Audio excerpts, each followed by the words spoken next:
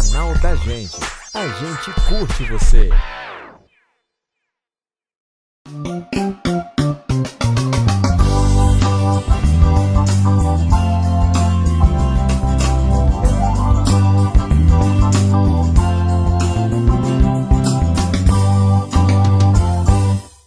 Olá, estamos aqui em mais um Fale Mais Sobre Isso, um programa voltado ao universo da saúde e da saúde mental. E você sabe, porque você nos acompanha, que há um bom tempo nós temos discutido aí várias temáticas ligadas ao universo da saúde. Já trouxemos médicos oncologistas, já trouxemos psicólogos, já trouxemos até administradores de empresas para falar sobre saúde, né? Saúde organizacional, né? Relacional, dentro do ambiente de trabalho. E hoje trouxemos aqui um filósofo para dar a visão da filosofia, ou uma das visões, né, da filosofia a respeito desse universo. Como que a filosofia entende a saúde, como é que a filosofia lê a história da saúde, né, aí ao longo da caminhada que a humanidade já fez, desde quando começou a se preocupar com saúde. Quem é que está aqui conosco?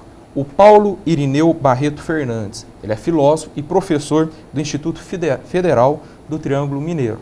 Paulo, obrigado por estar aqui conosco, para trazer essa maravilhosa contribuição que a filosofia dá, né, a tudo que existe no universo, né, a leitura dela. Ok, Léo, sou eu que agradeço o convite a você, a equipe, agradeço a todos que estão assistindo ao programa e espero que a gente tenha aqui um bom bate-papo, uma boa conversa sobre o tema. E vamos começar já perguntando, qual é a grande contribuição que a filosofia pode dar às pessoas que se interessam por essa temática? A primeira coisa que a gente pode fazer é voltar no tempo. Falar do que há em comum entre filosofia e as questões voltadas para a saúde. A gente tem uma tendência a associar a saúde com a medicina, o que está certo, né? Mas a saúde tem uma questão mais ampla, porque saúde é saúde do corpo, da alma, da sociedade, do entorno, né? Então é um tema um pouco mais amplo. O que isso tem a ver com a filosofia? A origem é comum. Se a gente voltar lá nos clássicos, na Grécia Antiga, nós vamos perceber que a origem da filosofia está próxima à origem da própria medicina e das questões ligadas à saúde. Correspondia, por exemplo, à filosofia uma espécie de saúde da alma, do espírito, do pensamento.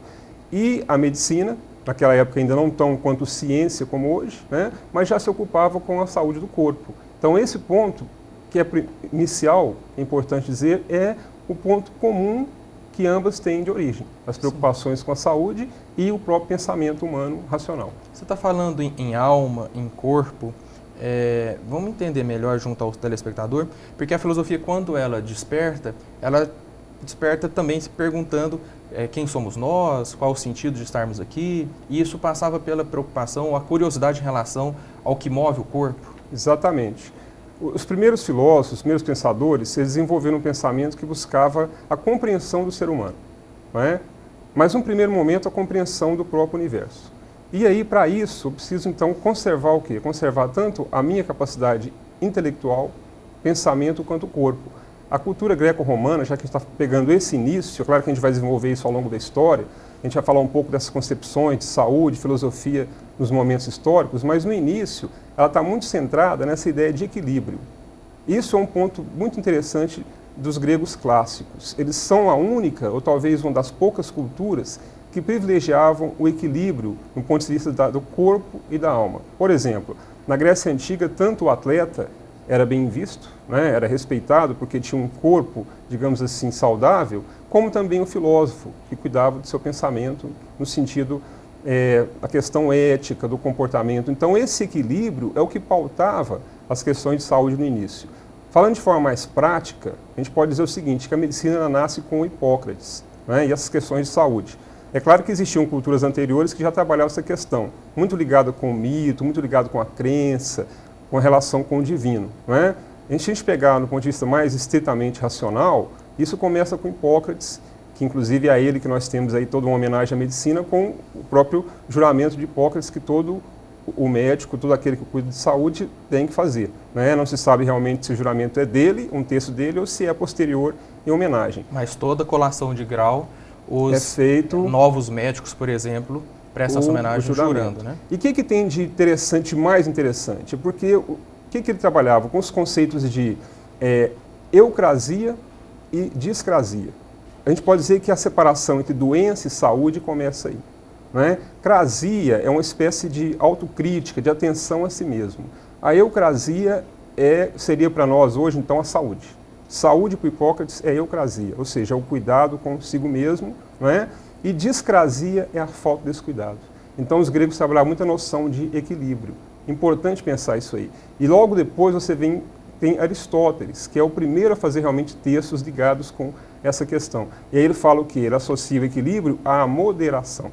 A moderação nos hábitos, no alimento, essa ponderação no desejo, a educação do desejo. Não é? Então, vejam bem, nós falamos ainda, por enquanto, da saúde voltada para a questão individual do ser humano, e depois a gente vai ampliando isso mais. É claro que, com o passar do tempo, nós temos essa concepção muitas vezes modificada. Sim. Né? Mas é interessante perceber, Paulo, que nos primórdios mesmo, e aí nós estamos falando quando? Nós estamos falando em aproximadamente... Cerca de 4 séculos antes de Cristo, quando começa, né, essa concepção de necessidade de equilíbrio própria da filosofia grega, da medicina grega que começa a surgir com Hipócrates, né? Isso é mais ou menos assim, 3, 4 séculos antes de Cristo. Então, 3, 4 séculos antes de Cristo, nós estamos aproximadamente há 2.400 anos atrás, e é interessante perceber que algumas das discussões que ainda hoje são pertinentes, tipo moderação, né? Quando se fala em saúde, quando se fala em equilíbrio, ainda hoje, né? Beba com moderação, pratique exercícios, né? Busque o equilíbrio entre a satisfação dos prazeres, mas também a preocupação com o corpo, com o equilíbrio do corpo. Essas questões já estavam, elas nasceram, na verdade, né? Há 2.400 anos atrás. Isso. E até completando essa ideia de eucrasia, discrasia, é importante também outro conceito, que é o conceito de acrasia. O que seria? A vontade e a liberdade humana determinam o seu agir. Então, a gente vê é muito comum a pessoa falar assim, eu vou passar a cuidar da minha saúde, né? Eu vou procurar me alimentar melhor, né? Ter uma vida mais saudável do ponto de vista de relacionamentos e tal. Mas assim, a gente está sempre protelando. O que será que acontece? Né? Então, o que é a acrasia? É essa fraqueza da vontade. Eu não consegui educar o meu desejo. Eu fico seduzido por tudo aquilo que acaba interferindo e de forma negativa no meu dia a dia, no meu comportamento comigo mesmo, com os outros. Né? E aí, para aliviar muitas vezes essa tensão, eu vou então criando maus hábitos. Né? Isso é interessante pensar isso aí, porque nós dizemos hoje, 2.500 anos depois, mas questões como essa estão muito presentes. Né?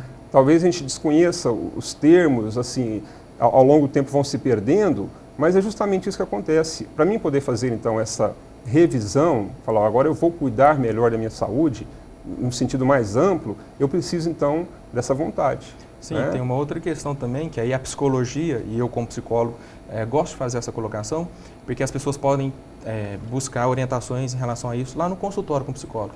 Uma das características, aí, uma das possibilidades de o ser humano procrastinar, que você diz protelar, né? O procrastinar, deixar para depois. E tem gente que deixa tudo para depois, inclusive cuidar da própria saúde. Mas no próximo bloco, que a gente está encerrando esse bloco, eu quero que a gente volte a falar sobre a relação com a divindade. Tá? Porque depois nós vamos cair no cientificismo puro também, que é outro extremo. E tem as questões da modernidade, separação corpo e alma, que é um outro contexto já. Legal. Né? No próximo bloco a gente fala sobre isso. Voltamos logo falando sobre divindade, saúde e cientificismo também. Nos aguarde.